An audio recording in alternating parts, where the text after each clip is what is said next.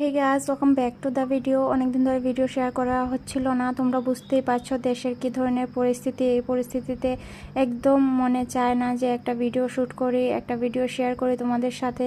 By the way, তোমরা আমার অবস্থা তারাই বুঝতে পারবে যাদের আমার মতো পরিস্থিতিতে, যাদের বর ডিফেন্সে আছে আর এমন একটা জোনে আছে, ওই জোনটা অনেক high alert.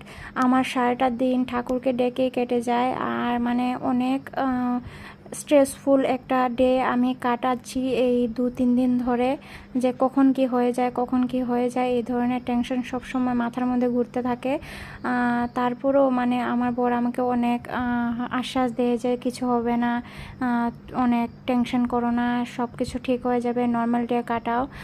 By the way, এখানে আমি ওয়ার্কআউট করছি। তোমরা অনেকে বলবে টেনশনে থাকো তাহলে কেন এইসব করছো। অ্যাকচুয়ালি এইসব না করলে না আমি সুস্থ থাকি না। আমার একটা হ্যাবিট এটা যে দিনে দুবেলা ওয়ার্কআউট করার পরই আমি একদম রিফ্রেশ ফিল করি, আমি সুস্থ থাকি, আমার সব কিছু ভালো থাকে, আমি মেন্টালি একদম ফ্রেশ ফিল করি। ওয়ার্কআউট না করলে আমি অনেক লো ফিল করি, অনেক লো এনার্জিতে থাকি। এটা আমার অভ্যেসে পরিণত হয়ে গেছে।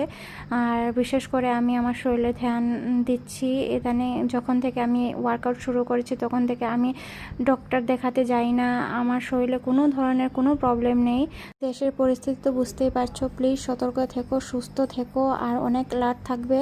দেখা হচ্ছে পরের ভিডিওতে। তোমরা প্লিজ তোমাদের ধ্যান রাখবে, সুস্থ থাকবে। বাই।